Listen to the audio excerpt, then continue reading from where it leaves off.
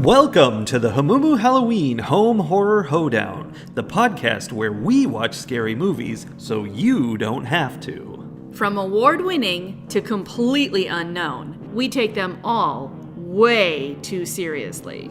I'm your host, Mike Hommel. And I'm your host, Solange Hommel. Now, warning, we use a ghoulish number of spoilers, so watch the movies first. Second warning, we don't know anything about anything, so don't take us seriously as we take these movies seriously. Interior, abandoned mansion, main hall, night. The main hall of the abandoned mansion is dimly lit by flickering candles scattered around the room. The air is thick with dust, and the walls are adorned with eerie portraits of long-forgotten residents. The group of friends cautiously explores the hall, their footsteps echoing against the wooden floorboards. Jason, the skeptic of the group, scoffs as he examines one of the portraits. "This place gives me the creeps. Can't believe we're wasting our time here." Suddenly, the candles begin to flicker more violently, casting dancing shadows across the room. The friends exchange nervous glances, sensing that something is not right. Sarah, the adventurous one, steps forward, drawn to a strange symbol etched into the floor. Guys, look at this! The others gather around as Sarah kneels down to inspect the symbol. It resembles a twisted sigil. That also means symbol. Its meaning obscured by centuries of neglect. I think it's some kind of ritual symbol. Before anyone can respond, the temperature in the room drops drastically, causing their breath to mist in the air. A low, guttural growl echoes through the hall, sending shivers down their spines. Jessica, the group's voice of reason, grabs Sarah's arm, her eyes wide with fear. We need to get out of here, now. But as they turn to leave, they find their path blocked by a shadowy figure standing in the doorway. Its features are obscured, but its presence radiates malevolence. Who or what is that? The figure advances slowly, its movements jerky and unnatural. Panic sets in as the friends realize they are trapped in the mansion with something far more sinister than they could have imagined. The figure lets out a blood-curdling shriek, and the friends scream in terror as darkness envelops the room. Fade to black.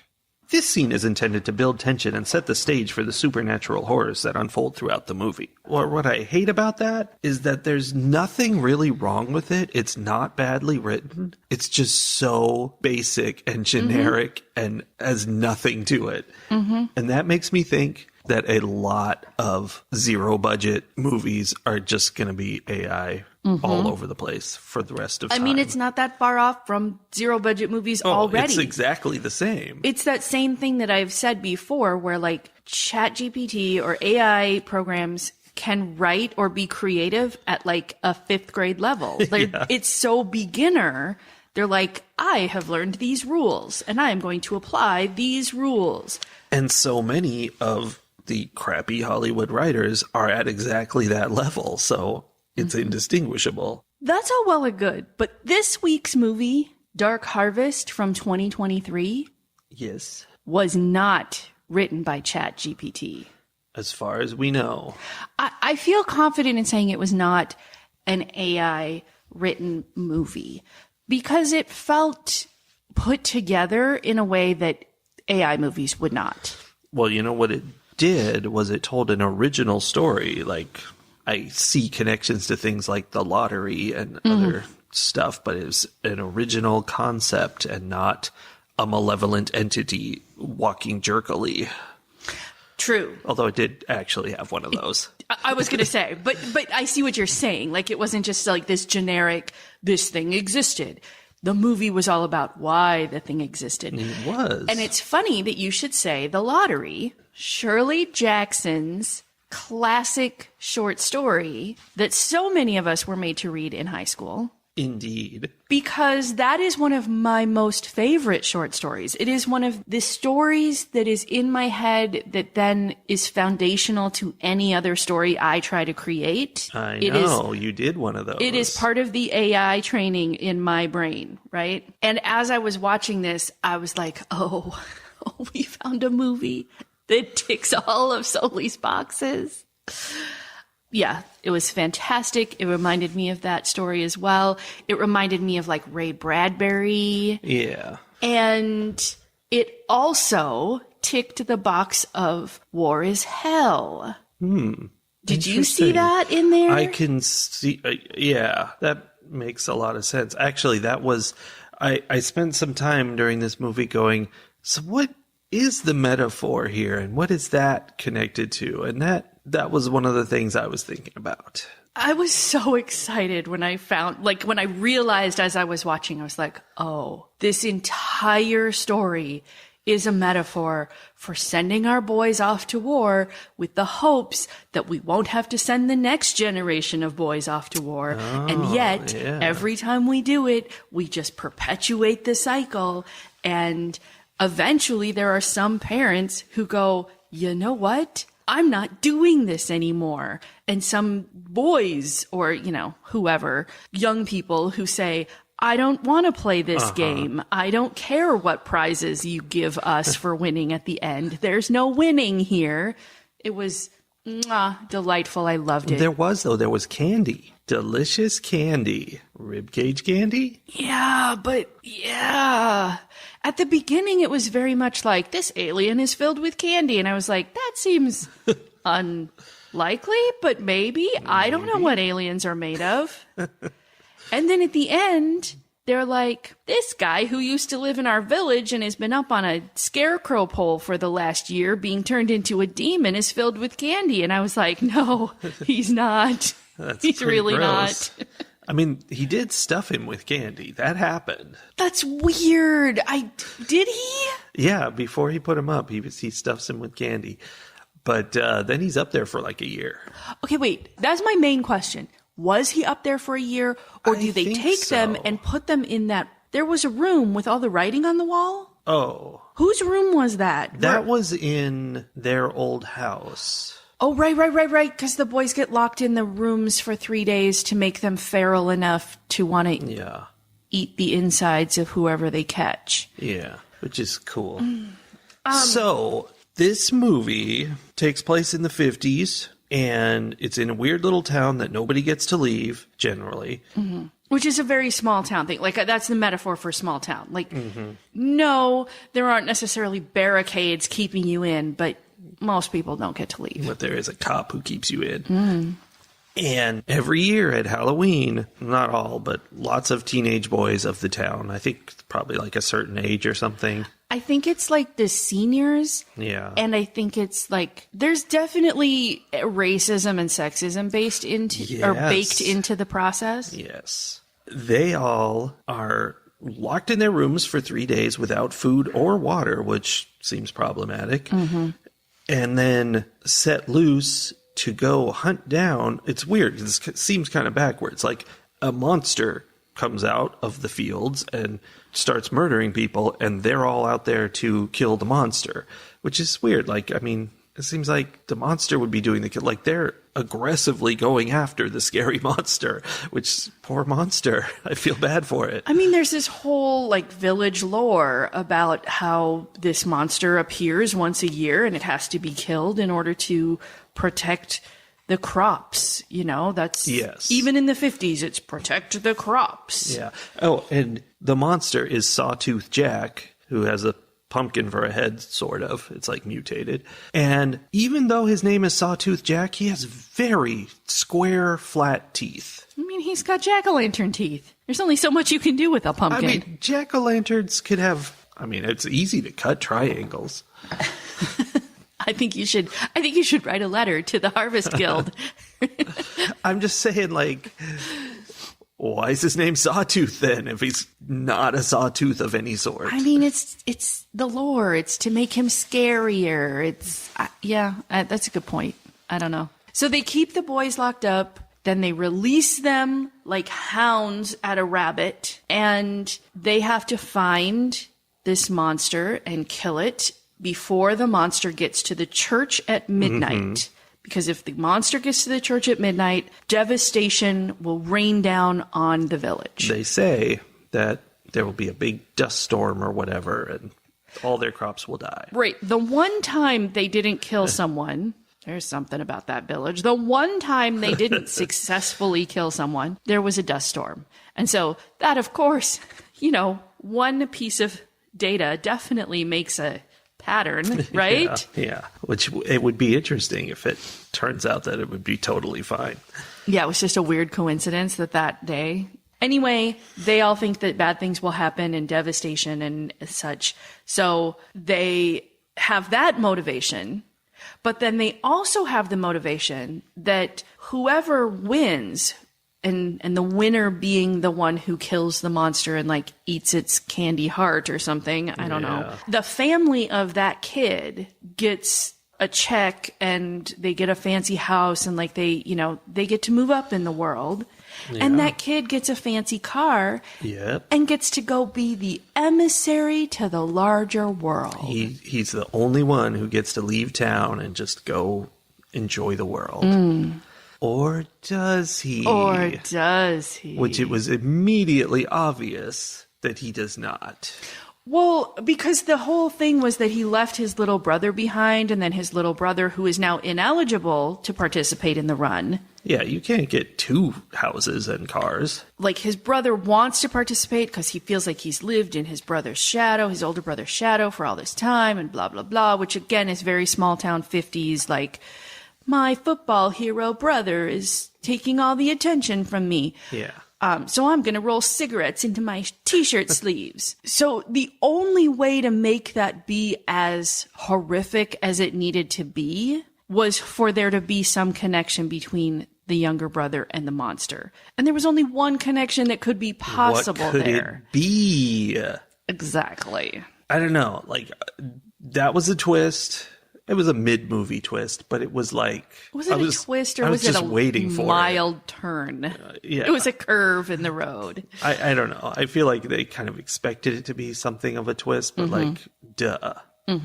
That's how I felt too. I'm like, oh, this isn't gonna hit the way you think it's gonna hit.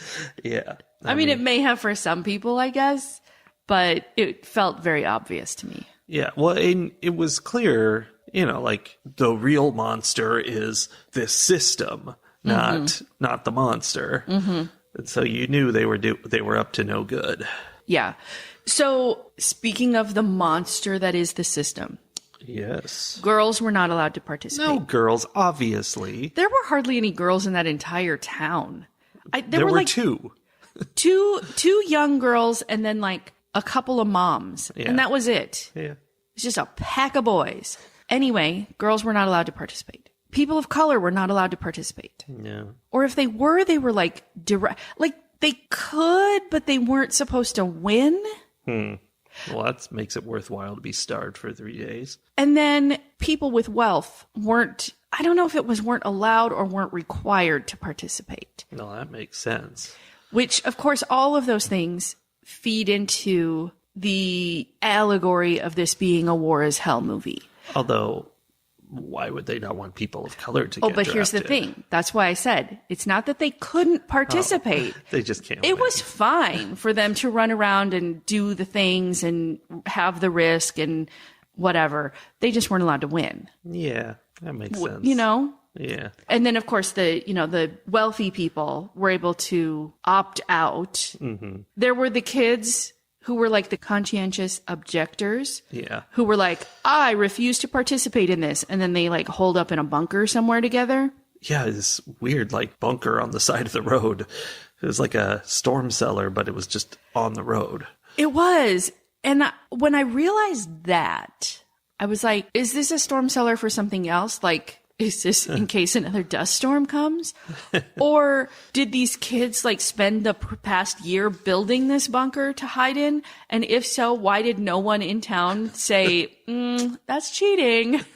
Well, I don't know. It didn't work, I'll tell you that. No, it did not. Because that monster went through that bunker like a buzzsaw. Yep, and they were just all gone, which, what does that mean? It's just fun. Maybe. I mean, it's maybe making a statement about how you don't get to opt out of the system. The system will buzzsaw right through you. Oh, won't it though? Yeah, so the promise of the motivators to get these kids to participate were either I'm doing my duty in protecting the village, or I'm going to get my family literally to the other side of the tracks. Like the east side kids had to participate, the West Side Kids did not, right? Yeah. So I'm literally going to like put a star on the belly of my family. We're going to be star belly sneeches after this.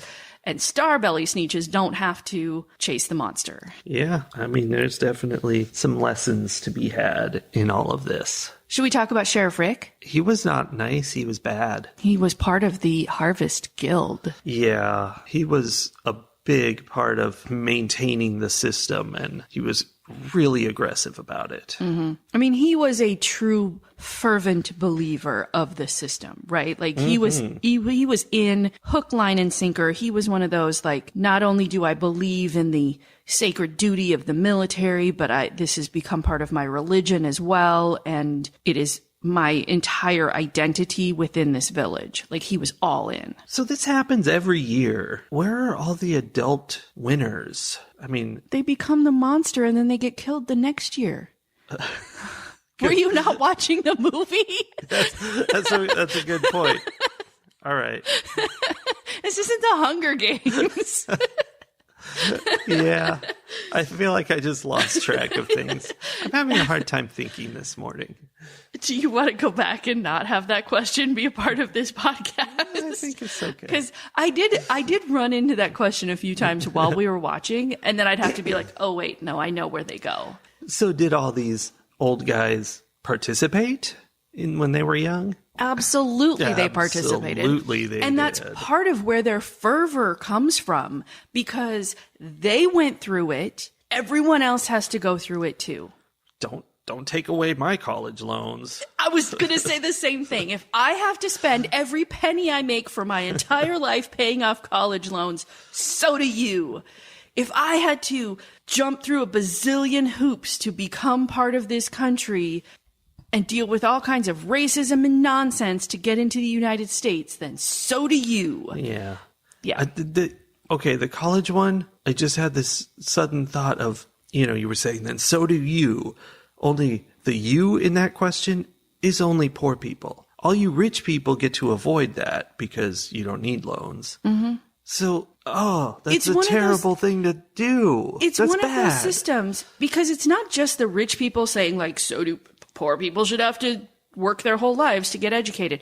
It's anyone who has gone through a struggle who then turns around and says, well, I made it through, and you're not a real person unless you also make it through the same struggle. Yeah. Instead of turning around and going, well, that was trash. Yeah. Let's change this. Nobody should have to do what I just did. But what got me was the idea that I went through it, so all you other poor people have to go through it. Let the rich people get off. Like, right? That's not good thinking.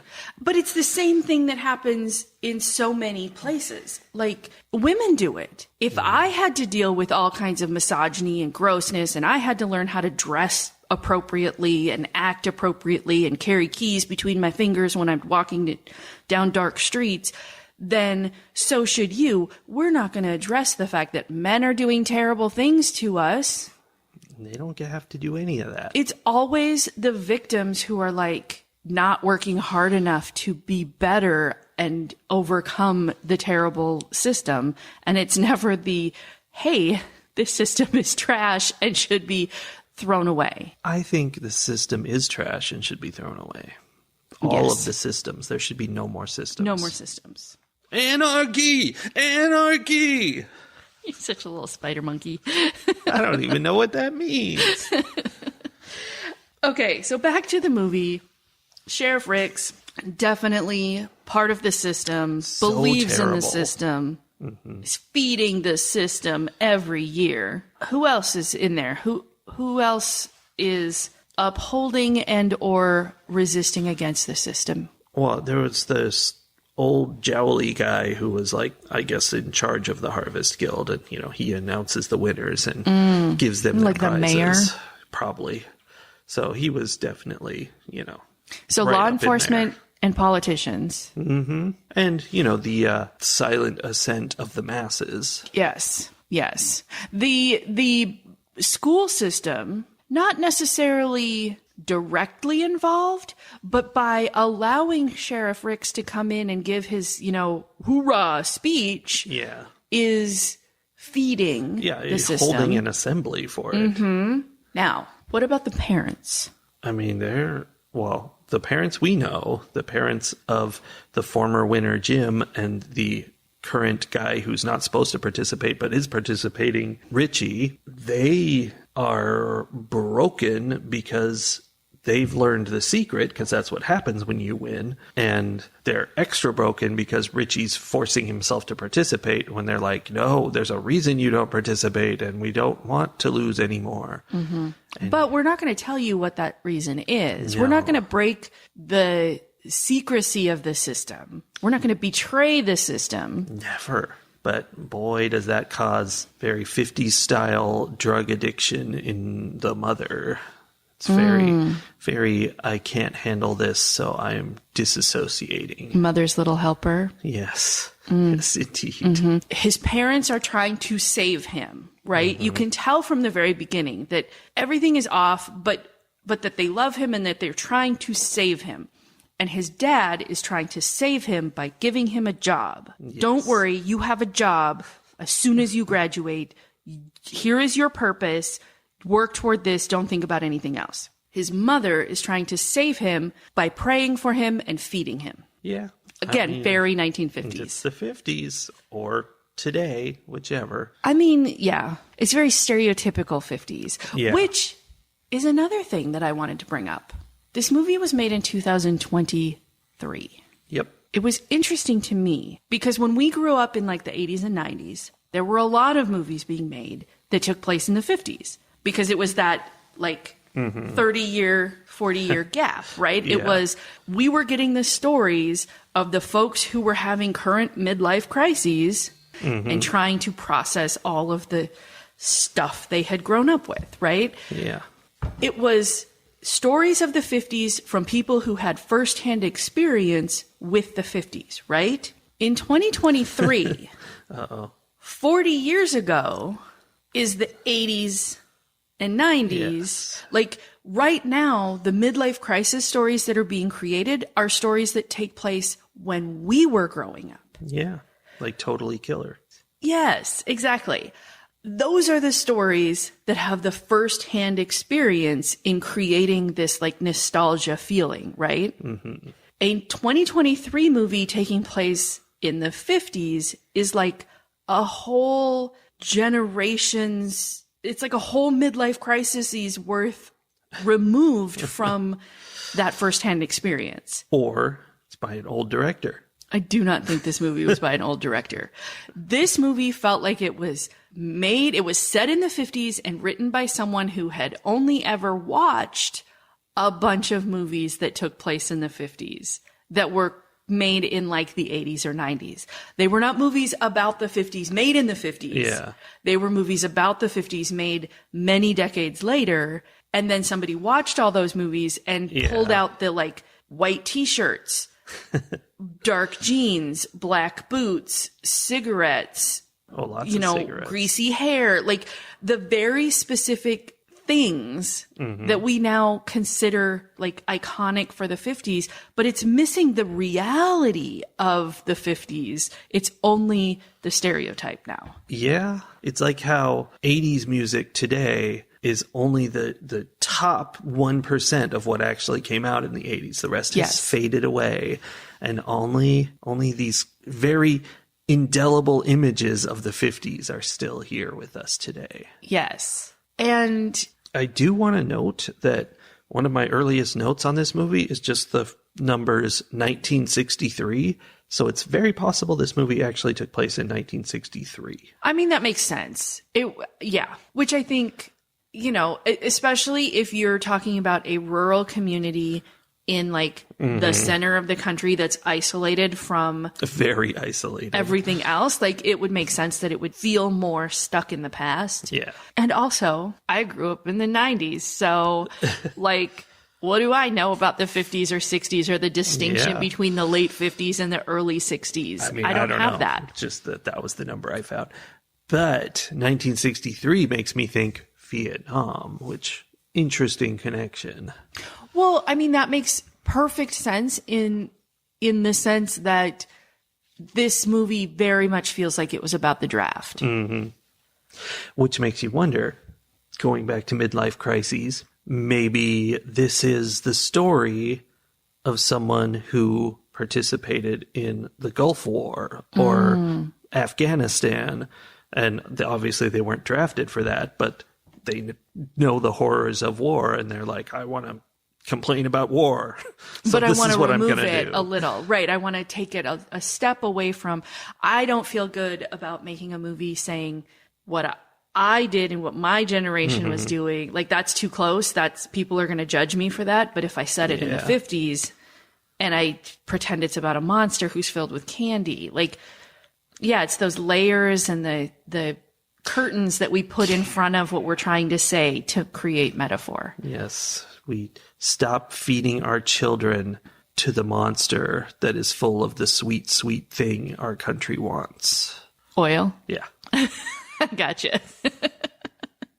Yeah, that's an interesting idea because, so I graduated in 1996. So I remember sitting in high school classes talking about what was going on in the Gulf. And I remember us having conversations about whether the draft was going to be reinstated. I remember that too. And who would be involved. And like in the 90s, if they reinstated the draft, would women be included in it? Like it was a big deal because myself and all of my friends were about to turn 18. Yeah. And like I had, as I have mentioned multiple times recently, I had read all the anti-war books, and all the anti-war books very much treat 18-year-olds going off to war as like nothing but cannon fodder, right? Yeah. Like it's sending the ducklings out into the street, right? Like they don't have the experience to keep themselves safe. So I remember very much having this fear that people I knew who I had been in school with for,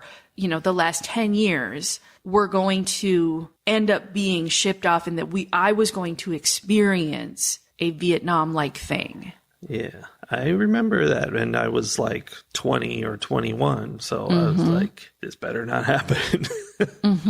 It did not happen. Spoilers. It didn't, but when you think about it, like a whole different thing happened, because then they didn't have to implement a draft because we had enough people volunteering to go, and they were able to maintain what they needed for this decades-long war in the Middle East. Yeah. And it's definitely not to the scale of like a Vietnam or a Korean War, but I know there are numerous people that I went to school with who went off to the Gulf and never came back, or came back in a box, so there was some of that happened. And then we have this whole new experience of people who volunteered to go off, who got all their training, came back. And now we have all of these like people our age who are dealing with military war related PTSD. And like, it's a whole different thing because in Vietnam, they went off and a lot of them just never made it back. And we had more of them come back, but they come back broken because when you teach someone to murder people and you give them traumatic brain injuries and, disable them in various violent ways, they come back and they're not quite sure how to reassimilate into the real world. Yeah, it messed you up real good. It was very fascinating to me, though, that they were able to take all of these big concepts and put them into this movie that very much felt like an entertaining short story. Like, there were deep layers to this. Artistical, you would say. I would say. But in a short story kind of way. This wasn't like a Hurt Locker or a, Black Hawk Down or, it wasn't that kind of war is hell movie. It was putting all of that war stuff under this thick layer of, what if we created this imaginary world where this monster came once a year, So it was a Twilight Zone episode. Kind of, yeah. Straight out of the 50s. Yes. And then these kids are so hungry because they've been starved. They go out into the world, and a lot of them, that makes them want to go get that monster because he's full of candy. But others are like, let's get into that butcher shop. And the butcher's standing outside his butcher shop with a shotgun going, you kids aren't coming in here. Right. I don't want you trying to eat actual food. You have to go eat the monster. You can't have dinner until you have your candy. Okay, so that makes me think the starving them is, and here's where growing up in a small town community, I feel like the metaphor there is they starve them of the connections to the real world. They starve them of the experiences that could be had in, the cultural experiences, all of those things. So those 3 days of no food or water in the movie are like the equivalent of growing up isolated from a greater sense of the world, or that web that connects us all, which I think is something that really happens in a small town. You don't realize how much you are connected to everyone else on the planet because you have just been trapped inside these, this 10 square miles of small town. You're going to go work at the mill because your dad and your grandpa did. Right. And there's nothing else. Like, don't consider driving 2 hours south and living in Minneapolis where there's everything. Yeah. So I feel like that's that starvation piece. And then when they let them out, they're so ravenous for things that then they don't know how to get them appropriately. So they will commit crimes to get what they want, or they will, they go kind of wild. On Rumspringa. Right? I mean, kind of. It's funny because it makes me think of football rivalries in these rural communities and how they are out for the blood of these other high schools. And it's like life or death. It's like, kidnapping mascots and stuff, and they'll get in fist fights and beat up each other. Beat the candy out of each other. They'll beat the stuffing out of each other over something that doesn't matter in the slightest, and they could just be friends with these people because that's kind of what they've been built into. Absolutely. It makes me think of the Little Brown Jug game. Tell me more. The Little Brown Jug game. Every year there was a football game right before our homecoming dance, I guess. I don't know. It was like, it's in the fall. It was in October. There was a football game. It was between the school that I went to and the school like a few towns over or next town over. I don't even know. I mean, these were people who spent a lot of time, like these kids spent a lot of time with each other. I'm sure there were family connections because we were so close. There were definitely like sports connections in the sense that you would see these other kids at lots of other sporting events because there were only so many kids in rural Minnesota. Yeah.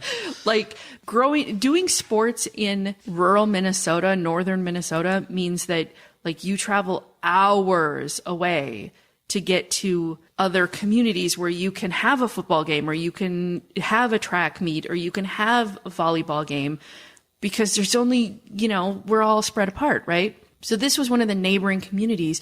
We would have this football game, and whoever won the football game, whichever school won the game that year, got to keep this like clay jug called the Little Brown Jug, and it was put in your trophy case for the year. And then the next year you'd play the game again and whoever got it. And I am sure that like that Little Brown Jug tradition was not new when I was in high school. And it had the souls of 1,000 demons inside it. It probably did. And it's probably still happening now.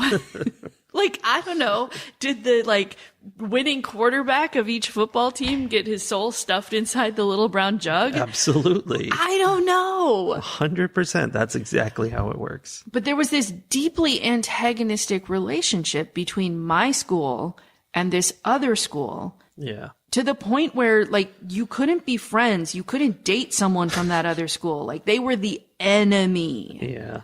That's so weird. So you grew up in a much bigger place. Yes. Did you, like, I'm curious how that, because there were less than 100 people in my class, right? Like, I literally knew everybody in my grade and the grade above me and below me. There were 1,000 in my class. Right? How does that translate to a bigger community? Especially, like, in Southern California, everyone's nearby. Like, you barely have to go 4 minutes to get to another town. Well, the secret to that is I've never been involved in any way in any sport ever, so I know nothing about what was going on. I mean, not even from, like, your sisters were in sports, weren't they? They danced at the Super Bowl one year. For real. Uh-huh. They were on TV. At the Super Bowl or the Rose Bowl? Was it the Super Bowl? It was the Super Bowl. It was very I exciting. mean, not that they were like cheerleaders for one of the Super Bowl teams, but they were, the school sent a group to do something before the game. I don't know how it worked, but they were there. Weird. So you don't know if there were like strong rivalries. I attended a different high school for one class a day in my senior year, and they let me in. So, But those were two schools in the same city, right? no, not technically. Oh, interesting. Different towns.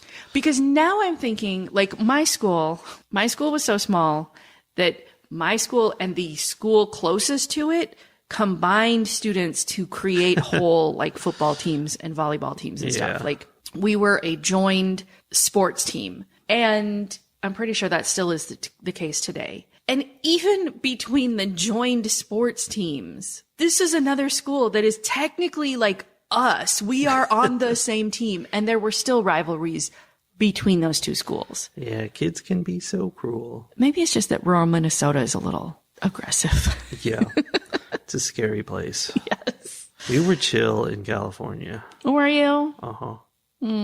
I was. Is that because you were a nerd? I was a nerd. Good thing that's over.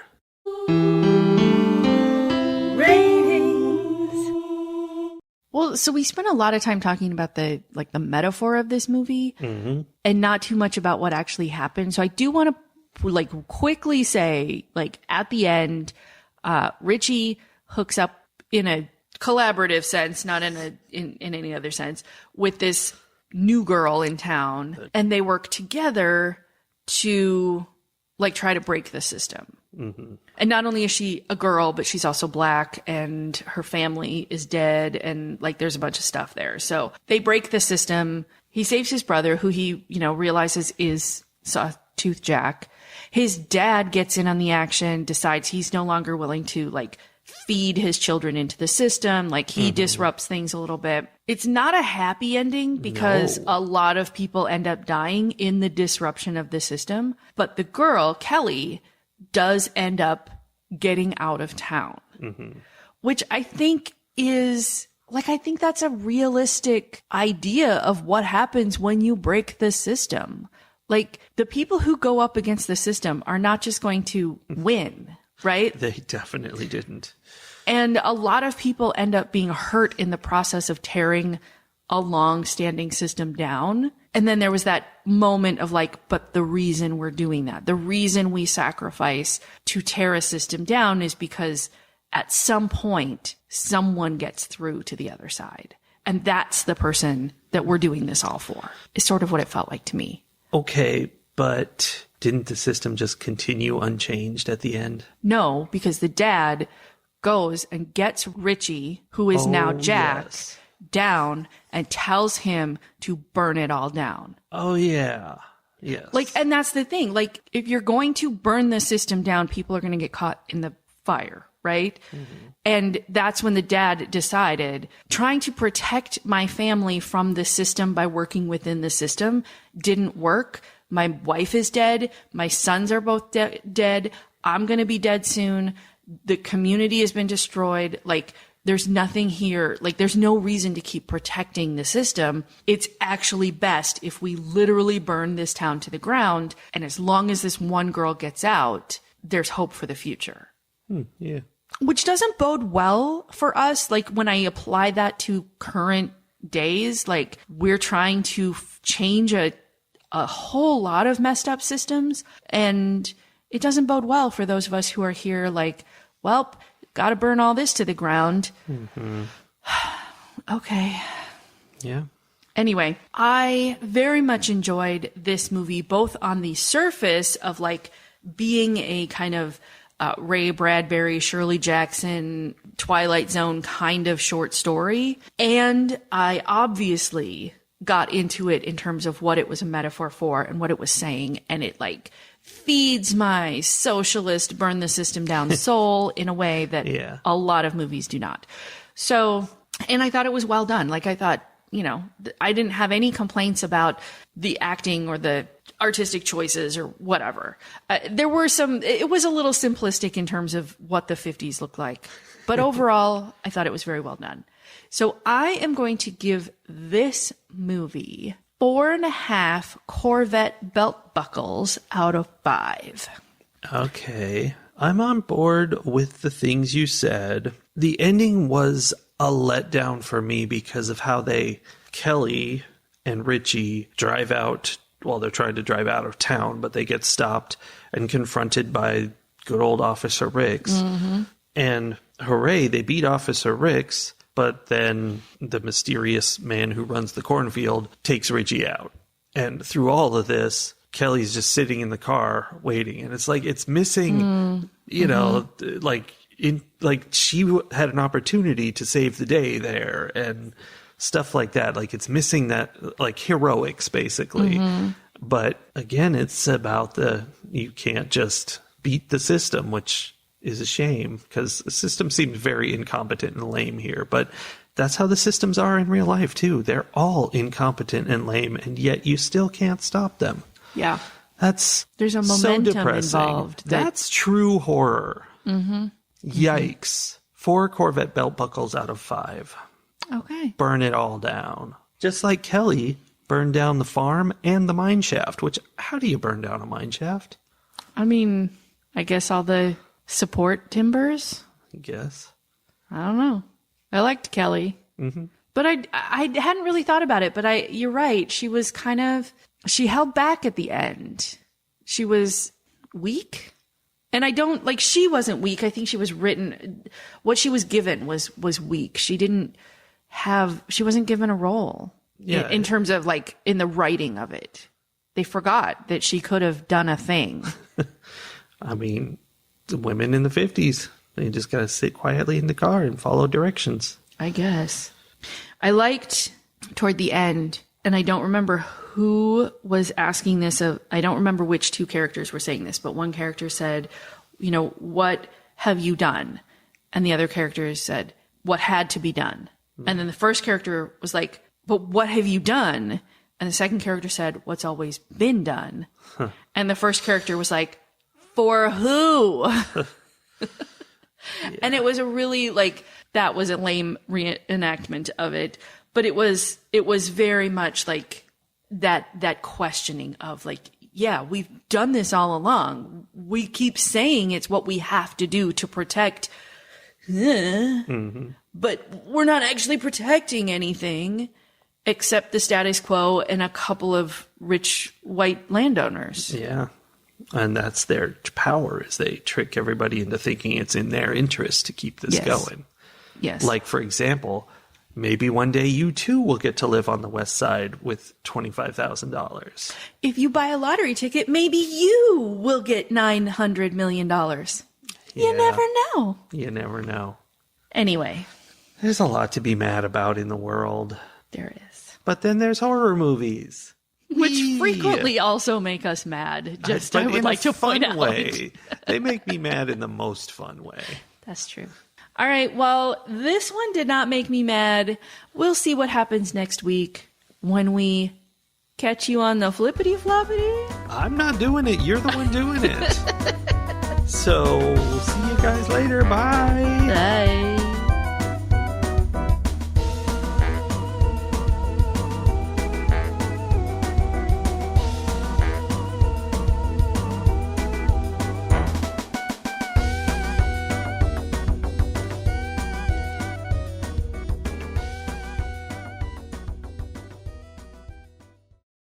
I'm tired of doing this podcast. Let's have AI do it instead. We watched a movie. Movies are a form of entertainment created by recording moving pictures on a camera. Yeah. I completely blanked on the whole thing.